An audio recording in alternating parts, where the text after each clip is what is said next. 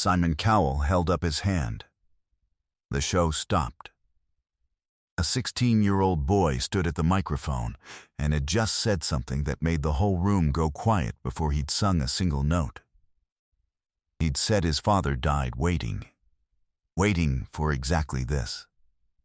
And Simon, who didn't yet understand why that sentence had landed the way it had, knew he needed everyone to stop and listen. It was another Tuesday night taping. The Pasadena Civic Auditorium, packed and humming, cameras rolling, millions watching from home. Another hopeful contestant stepping into the spotlight. Simon sat at the judge's table in his black shirt, arms crossed, that familiar expression of measured skepticism in place. Howie Mandel had a water bottle open. Heidi Klum had her notepad ready. Sofia Vergara was chatting with a producer. Another Tuesday. Another audition. Nothing to suggest tonight would stop before a single note had been played. The boy who walked out was 16 years old. His name was Jordan Calder. He stood very still, hands at his sides, the posture of someone bracing for something he'd been avoiding for a long time. He wore a plain dark shirt. No instrument. He looked at the judges and didn't look away. Terry Crews came to meet him. "Hey, what's your name?" Jordan told him. "How old are you?" 16. "What are you going to do for us today?" "I'm going to sing," Jordan said. "But first I need to admit something I'm not proud of." "Go ahead," Terry said. Jordan breathed once, steady. "My dad died 11 months ago. Heart failure. He was 47. He paused. He spent the last 3 years of his life asking me to audition for this show. Every single week. "When are you going to sing for me?" I kept saying. "Next time. Next month, when I'm ready." His voice tightened. There was no next time. He died still waiting. The auditorium went still. "I refused him," Jordan said. "For 3 years. I was angry about other things. My parents' divorce, moving schools. Stuff that had nothing to do with him, really, but I took it out on the one thing he wanted most." He stopped, found his voice again. He never got to hear me sing on a real stage. Not once. Not in his whole life. Simon's arms uncrossed slowly. "He always talked about this show," Jordan said. Not casually, like it mattered to him personally. I never understood why until after he died. There was a letter. He explained everything. He looked at the judge's table, directly at Simon, including something that happened to him 26 years ago. "Something you did." Simon Cowell held up his hand. The show stopped. Howie Mandel set his water bottle down slowly. Heidi Klum stopped writing. Sofia Vergara turned fully toward the stage. 3,000 people. Waiting, not a sound. "What happened 26 years ago?" Simon asked. "Quiet, careful. My dad was a street musician," Jordan said. "Broke, about to quit music entirely. He was playing outside a venue one night, and a man stopped to listen. Bought him a new guitar the next day. Paid for a real recording session. Never told him his name." He paused. "My dad spent the rest of his life believing that was the reason he kept playing. The reason he had a career at all. The reason he had me." Simon's jaw worked. He said nothing for a moment. He always said, "Someday I want my kid to stand on that man's stage. As a thank you. As proof it mattered." Jordan's voice cracked, just slightly. "I made him wait 3 years for that. And then I ran out of time." Simon walked around the judge's table. He crossed onto the stage floor, first time in 15 seasons, and stopped in front of Jordan Calder. "What was your father's name?" Simon asked. "Henry Calder," Jordan said. Simon closed his eyes for a long moment. "I remember him," he said. "I remember the guitar." To understand what happened next, you need to understand what happened 26 years earlier. Henry Calder was 23 years old, playing outside venues around Los Angeles because nobody would let him play inside them. He'd been at it for 2 years. No real income. A girlfriend who'd left because she couldn't watch him starve for a dream that wasn't paying rent. He had decided, that particular week, that this was the last month he'd try. After that, he'd sell the old guitar he had and find something steadier. Simon was much younger then, too, early in his career, walking past a club one night after a meeting that had run late. He heard Henry before he saw him, playing on a street corner to almost nobody.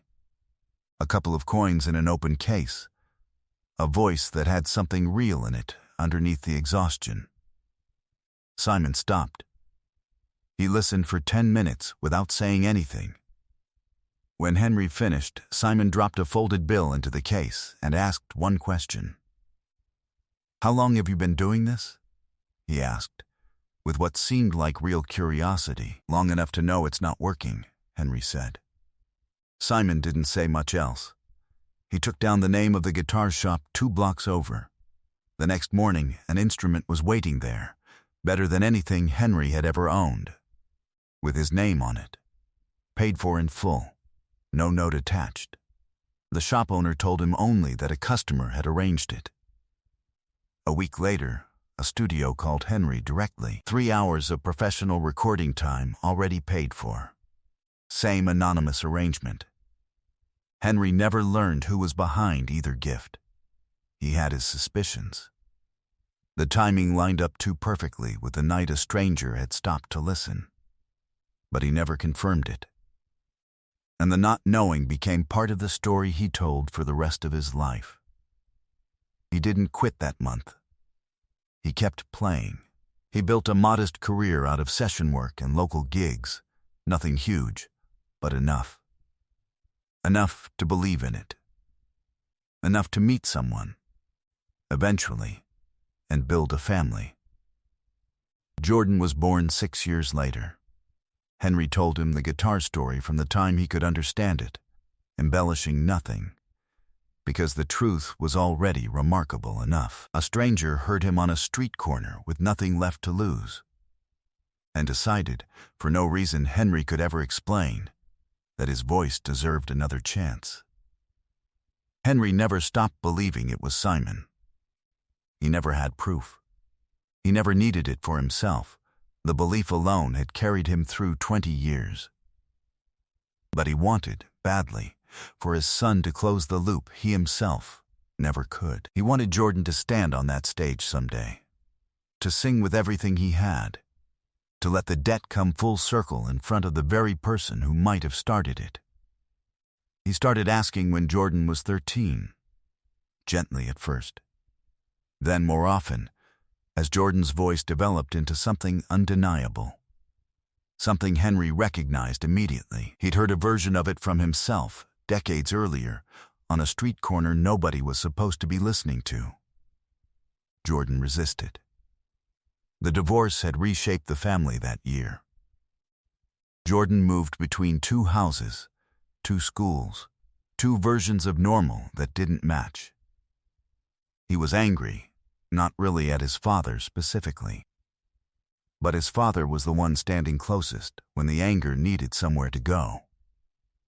Every time Henry asked about the audition, Jordan heard pressure instead of love. He said no.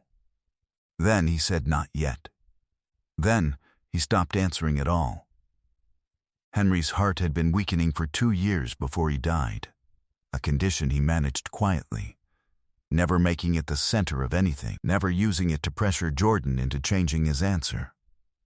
He kept asking the same gentle question, week after week, never once turning it into a guilt trip, simply hoping that someday Jordan would say yes on his own. He died on an ordinary Tuesday morning, getting ready for work. No warning beyond what the doctors had already explained was possible. Jordan was at school. He never got the chance to say yes in time. Jordan found the letter 3 weeks after the funeral, going through his father's desk. Henry had written it the year before, apparently intending to give it to Jordan on some future occasion he never got to choose. It told the entire story. The street corner, The guitar, the recording session, the belief that never wavered, the hope that Jordan would someday make the loop complete. It ended with, "I'm not angry that you haven't done it yet. I just hope you do it someday. Not for me, for you. I think you'll understand why once you stand up there." Simon had not thought about that street corner in 26 years. He had stopped to listen to dozens of strangers like that over the decades. Helped quietly where he could. Moved on without tracking what became of any of them. He could not have named Henry Calder unprompted that morning. He had simply heard something real in a tired voice. And acted on it. The way he'd acted on instinct 100 times before and since. He thought the gesture had ended the moment the guitar was delivered. He had no way of knowing it had become the central story of an entire life, passed down, hoped for, waited on for 26 years, until tonight, until a 16-year-old stood on his stage. He admitted, in front of 3,000 people, that his father had died still waiting for a moment his son had been too angry, too young, too overwhelmed to give him in time. Now Simon stood in front of Jordan Calder, and he understood exactly what 26 years had quietly become. "Your father carried that street corner with him his entire life," Simon said. His voice wasn't steady. "And you carried the weight of not giving him this before he died." "I think about it every day," Jordan said. "I keep wanting to go back and just say yes, just once. I can't." "You can't go back," Simon said. "But you're here now. That's not nothing. That's not too late for what it actually is." And Simon Cowell, who had not left his chair in 15 seasons for anything, stood on that stage floor. He let his face do exactly what it wanted. He was crying, not managing it, not performing it, just standing in it. Howie Mandel had both hands over his face. Heidi Klum was crying openly. Sofia Vergara reached across and gripped Heidi's hand without a word. The audience stood. Every seat, before Jordan had sung a single note. Share this story if it moved you. Subscribe so moments like this are never forgotten. Simon put both arms around Jordan Calder. The boy held on, hard, 16 years old. 3 years of refusal finally set down. A father's 26-year wait finally, impossibly, about to be honored in front of 3,000 witnesses. When they stepped apart, Simon looked at him. "Sing for him now," Simon said. "Late doesn't mean it doesn't count." Jordan turned to the microphone. He closed his eyes. He found his breath. He sang. It was a song his father used to hum around the house, not a famous one. Just something Henry had written himself years before Jordan was born. Half finished. The kind of song a man keeps coming back to without ever quite calling it done. Jordan had learned the rest of it from memory, filling in the parts his father never finished. The way you complete a sentence for someone you loved who can't anymore. The auditorium held completely still through every note. When the last note ended, the silence lasted 1 full breath. 2. Then it broke. Simon Cowell reached forward without a word. His hand came down on the golden buzzer. Gold confetti erupted from the ceiling and fell over Jordan Calder in slow, bright drifts. He looked up at it with his eyes still wet. 26 years and 3 years of refusal and 11 months of grief, all finally arriving at the same place, at the same time. Far too late, and somehow exactly on time anyway. In the weeks that followed, Simon visited the street corner where he'd once heard Henry Calder play. It looked nothing like it had decades earlier. Different storefronts, a different city block entirely in some ways. But he stood there for a few minutes anyway. He met Jordan's mother, Renee, and told her the whole story from his side. She was quiet for a long time. Then she said, "He used to say that corner saved his life. He never knew if he was right about who did it. I think some part of him liked not knowing. It meant the kindness could be anyone, which somehow made it feel bigger than just one person. Jordan kept his father's unfinished song. He's been adding to it slowly, the way Henry once did, never quite calling it finished either. Some debts don't get repaid in the lifetime of the person who incurred them.